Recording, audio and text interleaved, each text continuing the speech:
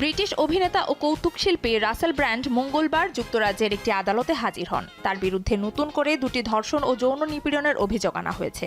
2025 সালের ডিসেম্বরে আনা এই নতুন অভিযোগ দুটি লন্ডনে 2009 সালে 2 ভিন্ন নারীর সঙ্গে ঘটে যাওয়া কথিত 2টি ঘটনার সঙ্গে সম্পর্কিত। এর আগে গত বছরের মে মাসে ব্র্যান্ড 4 ভিন্ন নারীর সঙ্গে 1999 থেকে 2005 সালের মধ্যে ঘটে যাওয়া কথিত ঘটনার জন্য 2টি ধর্ষণ, 2টি যৌন নিপীড়ন এবং একটি অশালীন হামলার অভিযোগে নিজেকে নির্দোষ দাবি করেন।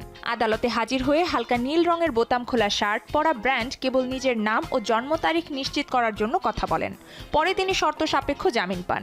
আগামী 17 ফেব্রুয়ারি দক্ষিণ লন্ডনের সাউথওয়ার্ক ক্রাউন কোর্টে প্রাক বিচার শুনানিতে তার আবার হাজির হওয়ার কথা রয়েছে।